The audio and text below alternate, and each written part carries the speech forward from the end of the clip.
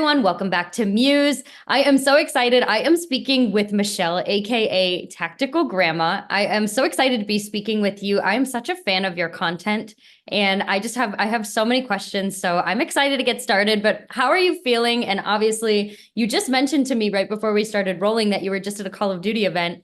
How was that for you? That was amazing. I've gone to a couple of the big launches of games, but this was the first time I got invited out to one of the studios to play the game early. So I got to go to Treyarch, which was really fun to see where the game's made. I've been playing Call of Duty since it came out, so I've played every single one of their games. So it's really fun to get to hang out with other creators who play the same game and kind of talk about it and stuff. I think that's so neat. And that kind of leads me into my first official question here. I love you for so many reasons because you defy so many stereotypes. But first of all, I want to ask you, how did you get into gaming? How did this all happen for you? And then we'll get kind of into the gaming X content creation situation. But how did you start gaming? How did this originate for you? Talk to me about your origin story. I'm so fascinated. So when I was 7, Pong came out, and we had a standalone Pong. I know there was Pong with Atari 2600, but we had a standalone Pong. We got it. My parents actually like to play too, so we played a lot of Pong. Then we got Atari 2600. Our family would all play together. It was like our Sunday afternoon family time, like just bonding time. We'd play different games, two people at a time. And then there was a period like when I was in a teenage years, we still had the Atari. I would play some, but played a lot of sports. I wasn't playing as much then until I got married. And then my husband and I, we both loved to game. We've had all the Nintendo systems, Xbox, PlayStation, and now PC. It's just something we've missed. It was our date nights when our kids were younger because we didn't have money to go out. So for our babysitters. I love that. I love that it originated from Pong. I remember my parents always telling me about Pong, and they were huge fans of like Atari. And then I came into the era where like I was around the Nintendo 64 situations, Mario Brothers. Like that's what I grew up watching my parents play. So that's really neat that it's really been a part of your life for so long. It's a piece of you. I think that's fantastic. Now, it was fun that my mom enjoyed it too. I know that's so cute. And I love that it's so rooted in your family. Yeah. It's fascinating. It's not a very like common thing. We hear a lot of people obviously that are gamers, and it's mostly like, my brother is a gamer. He's also 17 years old. I love the fact that it's got such a meaning in your family. And what's really neat too is you've seen so many different versions of games and how they've evolved and everything like that. You go from something as simple as Pong to, like games like Duty and the latest versions. It's incredible.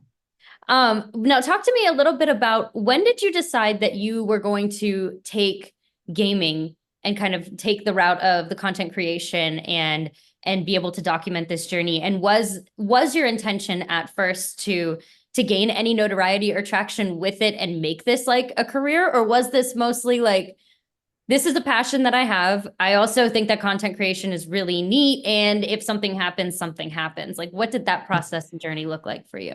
So my son, he'd watch people stream on Twitch, and he was like, you should watch, Tim the Tatman. You should watch these people play video games. I'm like, why would I watch someone when I can play? It seems kind of lame. So I wouldn't even watch people. And then the way that that Facebook works is where I started streaming, is because the social media aspect of it. When people streaming started just coming up in my feed when they started doing gaming, and I was watching these same two guys. They were just funny. They were playing Fortnite. I didn't even play Fortnite, but they were funny. And I'm like, oh, okay. And now I kind of get this. And so I'd been watching for about a year when I had to switch to PC because of my hands. I can't use a controller anymore. So my husband said, we'll get you PC. You can learn to play video games on the PC. And I'm like, that'll be fun. But as soon as I got it, both my husband and son are like, you should start streaming. Like, no one's going to watch someone my age play video games. Like, there's no one's going to do it. He's like, well, then you have nothing to worry about, do you? And I'm like, well, okay. little reverse psychology. So I started streaming. I honestly thought no one would watch. In the beginning, it was like 2 viewers, my iPad and my husband's iPad. And I started before COVID, but then through COVID, as when I started to gain more followers, and a lot of people were home alone and kind of they were just kind of lonely, right? So I tried to create a community where people could come and just hang out and be and have someone to talk to. And so that's when I really started to grow more, but I never thought I would be where I am today. That's so incredible. Now, so do you think, in your opinion, if COVID wouldn't have been a thing, do you think that you would have had the not the drive? You evidently have drive. That's not the correct word, but more or less, do you think that if COVID didn't happen, would you have had the, you know, the tenacity, I guess, and like the drive, I guess, in a positive way to be able to create the content and to be able to put it out there, especially like you mentioned. I mean, it started with just your iPad and your husband's iPad. Do you think that COVID really was the secret vehicle that kind of gave you the opportunity to really launch? I think it helped for sure because a lot of people grew during that time because so many more people were consuming content at home because they were working from home. I had so many people that were working, but they had me up on the side, right? So I think that a lot of us grew that way. I think I still would have grown because even before it, I was doing pretty good for someone who was like 3 months in to have, like, I think I was like at 6,000 people, which is pretty good. But COVID just helped a lot of us. And we've all, on the flip side, we've all seen a dip since COVID has kind of ended. People going back to work. Our viewership isn't quite what it used to be, especially those of us who stream during the day. But I still have that community where there's people that do watch from work or people come in, and like we had a lady come in today. Is like the year anniversary that she lost her mom, and that we can just be a community with like, we're here for you, you know, and like, cause tomorrow's the day, and you're like, come back, we'll be here. We'll, you know, we'll just come hang out with us and laugh. And cause it's hard. I mean, we go through hard things in life. So if we can be a place where people can kind of get a break from it, that's my goal. Well, that's what I love too. I mean, we have, obviously there's such a huge space that exists for so many different types of content creation and so many different stories to be told and journeys to be documented. But I love the fact that you're just here providing feel good entertainment type of content. I think that that is so important. That is just as important as having content that has underlying messages and societal movements and changes attached to them as well. I think that that's equally just as important. I've noticed with your tech setup, and I'm so curious to ask you, you are set up. I mean, right? How do you and even this can kind of transfer into asking you about like your editing process and everything like that. Do you have a great grasp at understanding all of the necessary tech components in editing, or do you have anybody that assists you? Like, what does that process look like for you? So I have an editor. I don't do the editing side of things. My husband was the editor at first. For a year, he wasn't working, was just managing me, but we kind of saw the writing, like, cause I was a partnered Facebook creator, where we had we made our contract, we made money, guaranteed. So, but we knew that was going to be ending, and a lot of platforms are going away from that. And so he got offered a job, and I'm like, you need to take that. So now he's not my editor anymore. So I do pay for an editor, but everything in here, I've learned to set up. I've watched YouTube videos on how to set all of it up. That is awesome. And I love your mic. I'm a sucker for pink. So I'm particularly a fan of the mic. That is so neat. So with your husband, obviously like being a part of everything, and then also for his love of gaming, do you foresee, or would he ever consider any type of like crossover collaboration type of situation? Or does he like being more behind the scenes and gaming with you like a date night? He did try to stream. He streamed one time. He's like, this is a lot. I can't do it. But we do have a plan. Like, we want to do a podcast together because he goes to a lot of gaming conventions with me. People know who he is. He's very personable. And so we think it would be fun to do a podcast where we together, because we kind of are funny. We feed off each other kind of nicely. And I feel better if someone else is with me when I'm doing a podcast because I don't have to carry the whole thing. But that's one of the things we're going to do. And that's kind of why the back of my studio is the way it is with the couch and stuff, that we have that set up where we could do podcasts on that side and the streaming on this side. And I just got new equipment that will make podcasting better. So that's one thing we're doing. And I mostly play during the day while he's working. So I do play with him a little bit, but I tease him. He's slow because I do this every day. Like, I get it. And I'm slow for the people who are better than me. So I understand like where they're coming from sometimes when they're like kind of slow, not in a bad way, but it is what it is. No, yeah, I completely understand. I love that though. I love your relationship. Any relationship advice for people out there, because you guys clearly have it figured out. I mean, what a healthy relationship to have. I mean, to be able to work together in various capacities and obviously your passion and your outlet coincides. It's so great. Any relationship advice for our singles out there? It's almost It's balanced. definitely communication. I mean, it's 30, we've been married 37 years. The first few years were, I had a temper on me. Let's just put it that way. And he's always, he's always been even keel. He wouldn't argue with me because he was afraid, he was like, I don't want to say things that I can't take back. So we're going to wait till we calm down and we're going to have this discussion. And I'm Italian and I'm like, what? No, we're going to talk now, I did. I'll even show. I did punch a hole in the wall next to his head in the first year of marriage. I didn't hit him, but it was close. I wasn't trying to hit him either, but I was just frustrated. But we laughed. And then from that point on, I was grateful for the fact that he was like that. He's like, no, we're going to wait till we calm down and have this conversation. Cause now, especially us as females, we can remember if someone says something, we'll remember years later, but you said da da da da da, right? Well, if he's not saying them and he's waiting to calm down, well, now I don't have, he's a smart man. But communication is the key.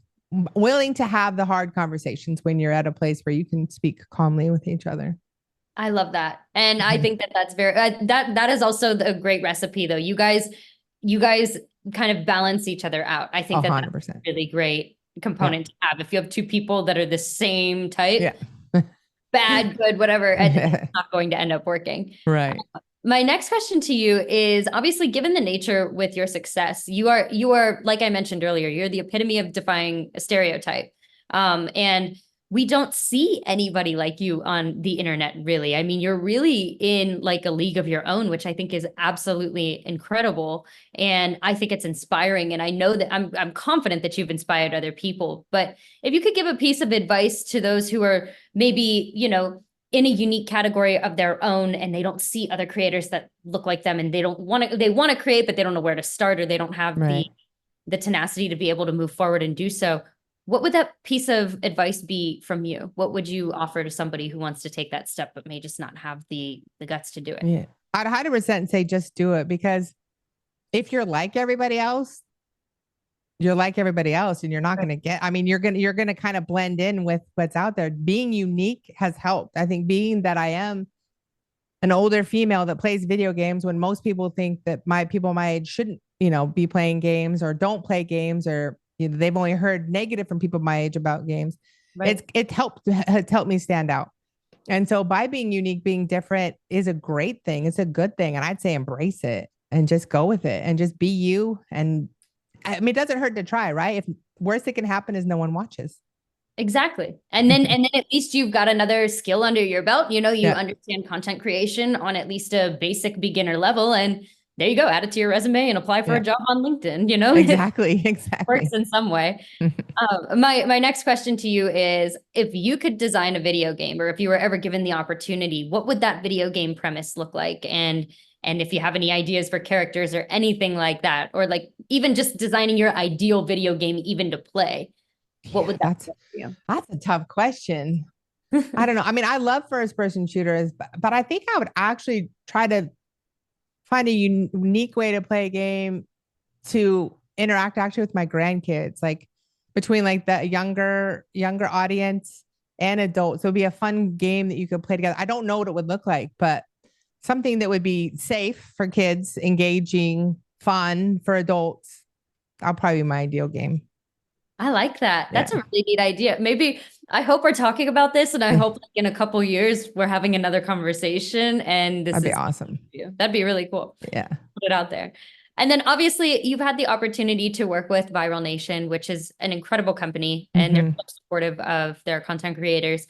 What was it like the moment that you realized that you're like, oh, this is going to be a career for me? And what was it like also having Viral Nation, join you on that journey? And do you have any forthcoming projects, opportunities, anything that you're able to tease or to encourage for your audience and our audience to look forward to? Yeah. So we met Cam, who was actually the one who's my agent at Viral Nation. And we were talking with him. I just find it interesting because I was like, wait, like they want to represent me? It's just crazy, right? Because I'm like, I'm just the grandma who plays video games. I still get the aspect of like, I'm just me. I don't know. But they've been amazing. They've been so supportive. When I went out for Call of Duty Next, they came out and helped film some stuff. And done a few like sponsored streams and stuff so far. So it's been amazing. But as far as things we have, we just have some events we're going to. I have them here, so I'm gonna kind of cheat a little bit. But like this weekend, we're going to the Lee Steinberg Super Bowl party in Vegas. So I'm gonna be in Vegas this weekend. There we go. Yep. And I'll be playing I'll be playing Call of Duty a couple times, like with some NFL players. I know, like Marquise Brown, which I've played with him before. He's amazing. I'm trying to see if I don't think it says who the other players are. Oh no, Juju Smith-Schuster. I know. So Marquise Brown and some other NFL players. So those two are the for sure confirmed ones that I have on the list right now. And then I get to go to the football camp in the morning that they do leading up to it, the party in the afternoon. I think they've told me I have to walk the red carpet, which I'm a little scared.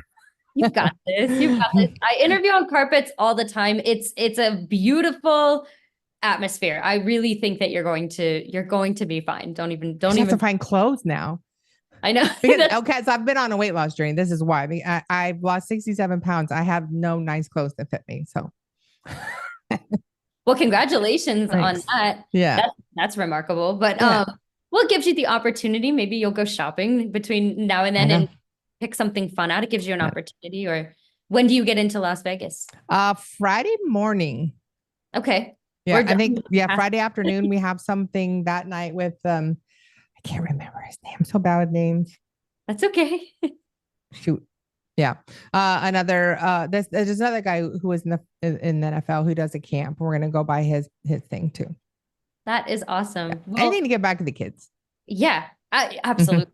Absolutely. Well, you are such an inspiration. I'm so thrilled that I've had the opportunity to speak with you. And one thing I have to say about you, what I love about you so much is, yes, you are a great online personality and you have such wonderful content, but you're very humble. And I think that that's extremely important, especially given a career path and trajectory quite like yours. What do you think is the thing that you have in your life, or the person, or anything of the sort, that keeps you very centered and very grounded as you're on this journey? And like you mentioned, I mean, you're hanging. I'm a Steelers fan. You're hanging out with Juju Smith-Schuster from the Steelers. That's incredible. I mean, what is your life? You're so blessed, and you've worked so 100%. Hard. How do you stay centered? Well, my family, for one, so we share the house with my daughter and son-in-law and the grandbabies. They live upstairs. We live downstairs. So I get to, my grandkids are so humbling because especially the 5-year-old, she just tells me like it is. Like, she'll call me out. Like she the other day we were talking and she's like, you're old like a dusty fan in the shed. Like, so she's funny. She knows she's funny. And so she does it to make me laugh. And then she'll pick at my hands, you're wrinkly. So she just keeps me totally grounded because but just family and stuff like that. And faith 100% too. Likewise. That is so, I love the 5-year-old. That's funny. She's funny. I did make a reel of it because she was on stream when she said it. And then really? Yeah, but I took it down because now she's like, I don't want to be on that. So right, great, so we took it down but it was funny. That's really funny. She's keeping you humble. That's great. Yes. Well, I just want to say thank you again so much for speaking with us. If you want to go ahead and plug any social media accounts at this time, that way our audience can make sure that they're staying tuned to everything that's going on with you. Where can everybody find you on social media? So I'm pretty much on every single platform: YouTube, Twitch, TikTok, Insta, Facebook, Twitter, and I'm TacticalGramma on all of them, which is GRAMMA. Yes. So. Awesome. Well, I just want to say thank you so much. Obviously, enjoy and have so much fun with all of your Super Bowl festivities. Oh, thank you. Maybe you'll still be there. I'll see you. I know.